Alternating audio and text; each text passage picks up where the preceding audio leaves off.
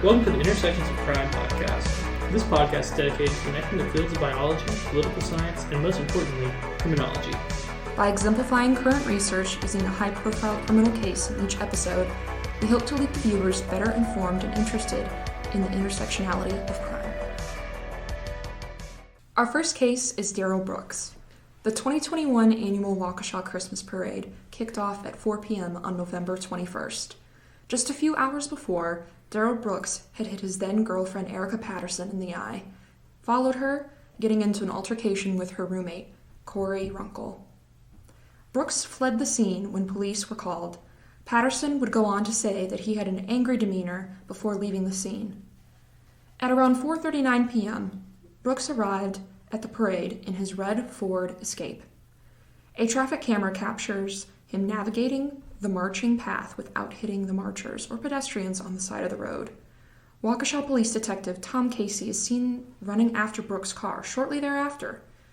Soon after that, a parent began recording her young daughter dancing on the edge of the marching path and captures Brooks just narrowly missing the girl with his vehicle. This was a glimpse for the onlookers as of what was to happen, as something was clearly wrong. Then Brooks struck his first, second, third, and many additional victims. He was no longer trying to avoid hitting parade goers or marchers. When it was all said and done, he injured 61 individuals and killed 5, a number which later became 6 when prosecutors learned during the trial that an 8-year-old who had been in critical condition had since passed away. As Brooks fled the scene, officers opened fire on the Ford Escape, but no shots were landed. Immediately after this incident, Brooks was going door to door around the area of Elizabeth Street, asking homeowners for a phone so that he could ask his mother to get him an Uber. Most homeowners turned him away, except for Daniel Ryder, who allowed Brooks to come in and use his phone. Ryder also offered him clothes and food. Brooks lied to Ryder, saying he was homeless. Brooks left the house at around 11 p.m. when Rebecca Carpenter and other police officers from the village of Big Bend Police Department apprehended Brooks. With this story in mind, let's get into Darrel Brooks' background. Hannah, would you mind explaining Brooks' background through a neurophysiological lens? Of course. So, as one could probably assume, Darrel Brooks has suffered from mental health issues since he was very young. He actually was diagnosed with bipolar disorder and depression when he was just 11 years old. At 12, he was admitted to a mental hospital, attempted suicide numerous times after losing his grandmother and watching his father abuse his mother. Wow. Is this what caused him to drive into the crowd of people? Not likely. Brooks' grandmother, Mary Edwards, actually made this same argument. She said that Darrel has suffered from bipolar since the age of 12, and it was that disorder that caused him to drive into the crowd. Usually, violent acts, if perpetrated by people who have bipolar disorder, also have compounding factors, like also having antisocial behavior disorders. It is not bipolar disorder alone that predisposes one to violence. So does Darrel Brooks also display antisocial behavior? Not only does he display antisocial behaviors, Brooks was diagnosed with antisocial personality disorder during the trial for the Waukesha Parade. Wow. Can you dive a little deeper into antisocial personality disorder and why brain dysfunction could be a predisposition to violence? Absolutely. So, an antisocial personality disorder is characterized by a pattern of manipulating, exploiting, or violating the rights of others without any remorse. So, the prefrontal region of the brain controls emotions, reactions, and the limbic system. When this area is not functioning properly, impulse control of emotions like aggression decreases. And there's been numerous studies that have shown that those with life course persistent antisocial behavior have greater gray matter volumes within the brain. Okay, I'm following, but why is that significant? Well, from what we currently know, larger gray matter volumes may indicate abnormal neurodevelopment underlying antisocial and aggressive behavior, so it's all kind of connected. There's also evidence that suggests that aggressive discontrol, antisocial behavior, and frontal lobe irregularities are linked. Unfortunately, these studies are limited to brain imaging, and cohorts studied usually don't include children. This means that we may not be getting the full picture, but nonetheless, these results are interesting and could potentially explain why Darrel Brooks committed these crimes. Okay. So are these abnormalities seen extensively in criminals? Yes. So studies have found that imaging of individuals with a violent or criminal history show a high rate of neuropsychiatric abnormalities. Now, prior to the Waukesha parade, did Darrel Brooks have a criminal history? Yes, and a fairly lengthy one at that. His criminal record began in 1999 with substantial battery. Throughout his years, he was also charged with marijuana possession, obstruction, statutory sexual seduction, strangulation, battery, criminal damage to property, resisting an officer, and failing to obey sex offender laws. Wow. So it's safe to say that Brooks has had a violent history. Yes, absolutely. I heard you say he was charged with marijuana possession. Did Darrel just smoke marijuana recreationally, or was he also into other drugs? Marijuana was not the only drug Darrel Brooks would use. He was also a heavy methamphetamine user. So much so, he was actually featured as an interviewee in a meth documentary called Crystal Darkness. That's an excellent name. What was the statutory sexual seduction charge about? So Brooks was charged with this after he impregnated a 15-year-old girl. Once he was charged and convicted, he then became a registered sex offender, as you could imagine. What's interesting about this charge is that it further indicates that antisocial behavior was systemic in Brooks' past. How so? Well, Mendick's autonomic nervous system theory of crime states that the autonomic nervous system regulates the central nervous system. This system is responsible for arousal control as well as environmental adaptability and personality.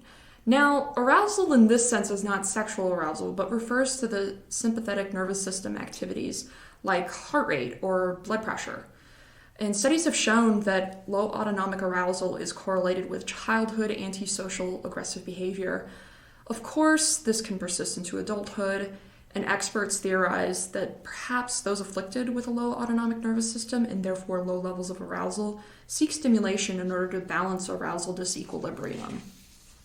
So is antisocial behavior an avenue of this stimulation? Yes, exactly. You're catching on.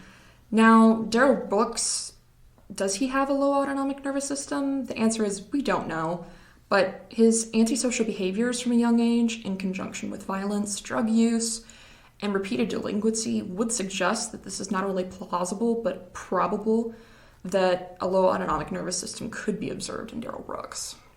From what I've heard so far, I would certainly agree. Coming back to Darrel Brooks' diagnosis, do you think being diagnosed with antisocial personality disorder would help him in his defense during the trial? No, if anything, that this diagnosis hurt his case. So originally, Brooks' defense was not guilty by reason of mental disease.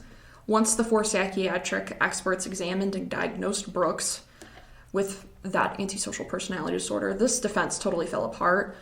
They found that he was aware of what he was doing on November 21st, but not only that, he knew that his conduct was wrong. Basically, despite Brooks having a disruptive personality disorder, he is intelligent and articulate enough to defend himself, and as a result, Brooks withdrew his insanity plea. Well, there you have it. This ends part 1 of the Intersections of Crime podcast, episode 1, and we'll resume part 2 with Darrel Brooks and his sovereign citizenship.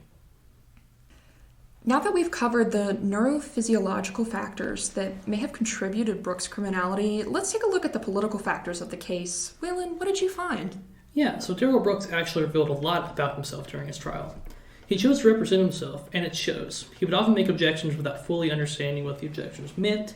He also seemed to have his own interpretation of the law and was very concerned with semantics. To top it all off, when he declined his state-appointed attorney and declared that he would defend himself, Brooks said, "I would like to defend myself pro per, not pro se. I would like to defend myself as a sovereign citizen."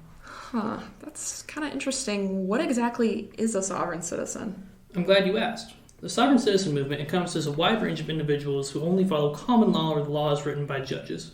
Essentially, they believe that they are not under the jurisdiction of the government because the government's jurisdiction has gone way too far. However, you'll find that many sovereign citizens also follow the U.S. Constitution. They do so very literally. While most sovereign citizens just want to distance themselves from the government and live normal lives that are no different from yours or mine, the FBI has deemed them a domestic threat on the level of domestic terrorism due to the amount of violent or high-level criminal offenders who subscribe to sovereign citizenship. Darrel Brooks appears to be one of these individuals. I see. So would you say that sovereign citizenship is a political affiliation or orientation, or Either way, how would that impact Darrel Brooks and his propensity to commit crimes? I would say that sovereign citizenship is more of an orientation than an affiliation. While many sovereign citizens have a number of ideals in common with the Libertarian Party, specifically in its core concept of holding the government accountable and reducing its power, many libertarians would distance themselves from sovereign citizenship due to its bad press, its extremism, and poor execution. That being said, it's such an extreme movement that attributing either to it is difficult. For the sake of simplicity, though, we will define it as a political orientation. In terms of sovereign citizenship and its relationship to crime, that's a harder question to answer. We'll need to start with Travis Hirsch's social bond theory. Social bond theory states that a person is more likely to commit a crime when a social bond is either not present or broken. There are 4 bonds: attachment, specifically to people; commitment, especially to a job or school; involvement, especially to an institution or group; and common values, such as a common belief in social norms. In theory, political parties offer a chance at all 4 of these bonds, and having the political orientation that matches your party, i.e. being a conservative Republican, would enhance these bonds. That's where the issue comes in. Sovereign citizenship is such an extreme ideology that it's not even on the spectrum compared to conservatism, liberalism, and moderatism. It's more like a far-right movement. In fact, it is labeled so by the FBI and the Southern Law Poverty Center. Therefore, it's hard to apply social bond theory here. I could see how that might be an issue. How would you attempt to apply the social bond theory in this situation? Well, pretty much every sovereign citizen is very devoted to the cause. Looking up sovereign citizen on YouTube bombards you with police body cam footage, court footage, or self-recorded footage of sovereign citizens attempting to get one over on the United States government. They try to do this in the face of being tased, arrested, or in Darrel Brooks' case, being found guilty of 6 counts of first-degree murder. Therefore, the social bonds of commitment and involvement are present in some form. However, since sovereign citizenship is more of an ideology than a party, Brooks likely did not have many attachments with fellow sovereign citizens. Along with this, Brooks and other sovereign citizens do not share the same common values that the majority of American citizens do. So the common values bond is not present in that form. I feel that this bond not being there specifically has something to do with Brooks' criminality. This is especially true since it seems, like many sovereign citizens, Brooks uses sovereign citizenship as a shield against his crimes, meaning that running his car through that parade was an easy thing for him to do, as he can use sovereign citizenship to assuage guilt. However, he does share common values with sovereign citizens, so this could be a case of sharing values with such an extreme movement that your social bonds are actually working against you, especially since the stake in common values and conformity has been found to decrease the likelihood of violent criminality. Therefore, if that stake is in conforming to an extreme cause, then it is possible that violent criminality would be more likely. That's fascinating and really thought-provoking, Weylin. I'd never really thought of the case through that lens. When looking at all of the biological and political factors together, this really gives insight as to why tragedies like this could occur. I would certainly agree. Thank you all for listening to the Intersections of Crime podcast. Today we covered the case of Darrel Brooks, a common criminal who became a mass murderer. We hope that our podcast was intriguing as much as it was informative and accurate.